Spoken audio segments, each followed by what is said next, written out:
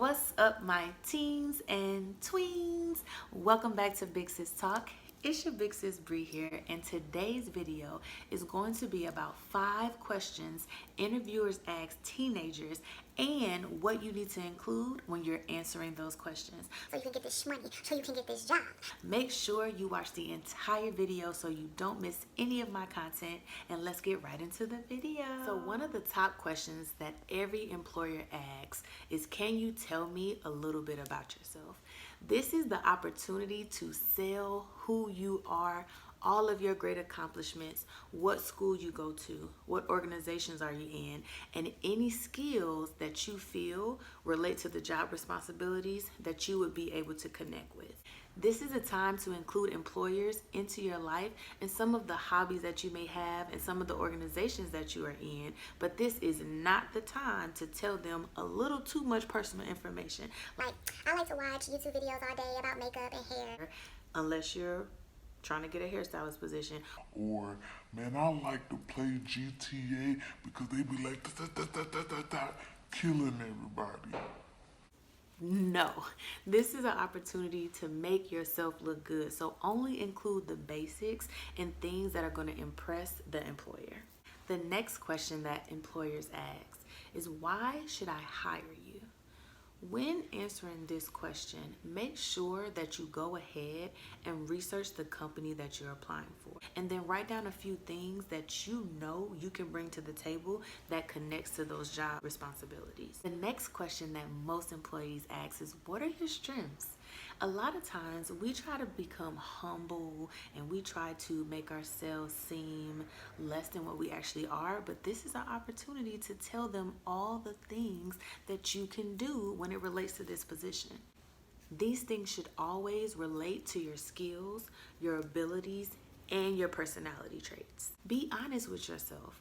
If you know you can't do something, please do not express to this employer that you can do it. If you don't have technology skills and then you tell them you have technology skills and you know how to do Word and PowerPoint and Excel, they're going to be looking for you to use those things in their time of need. For any job, these are some examples of strengths you can use to answer this question. You can let them know how determined you are. You can let them know how creative you are, that you're a team player, that you're organized. These are the top things employers want to hear. So make sure when you are listing your strengths that they are also true, but also related to the job responsibilities. So the next question employers ask you is, what are your weaknesses? It is really hard for people to determine what makes them weak. Just like before, write down things that relate to your personality traits, your skills, your habits, anything that relates to you and some things that you feel may be a weakness. Just be honest with yourself. Some examples of weaknesses would be disorganization, shyness, and most of all, procrastination. Yes, we all have weaknesses. Yes, we all have things that are going to take time to correct, especially as a young adult. These are some steps that I like to take when someone asks me, what are my weaknesses? The first thing I like to do is state the weakness. The second thing I like to do is to tell them how I'm trying to overcome this weakness. When they ask you that question, don't just say, oh, well, I procrastinate. Never just leave it on the table as a question of, this is my weakness, and this is what I do, and just hire me because, you hiring, right? No. Always make sure that you write a list of things down that you feel are your weaknesses and things that you have been doing at school, at home, or in your own personal life that is going to help you get this job and be successful. So the last thing I want to talk to you guys about, and this question is very important to determine ahead of time. Employers might ask you, tell me about a time that you handled a difficult situation.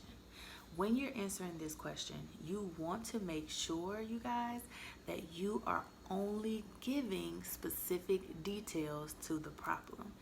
This is what happened, why, and how I was able to fix it. Make sure that you include that fix it part so that they know, okay, they're a problem solver. Even if they get into a difficult situation, they're not going to quit on me. Even if they get into a difficult situation, they're going to handle it. Even though you're a young adult, handle it with respect. Handle it calmly. These things are going to impress the employer, and before you know it, you will be receiving your call back and getting that dream job. Thank you guys so much for watching.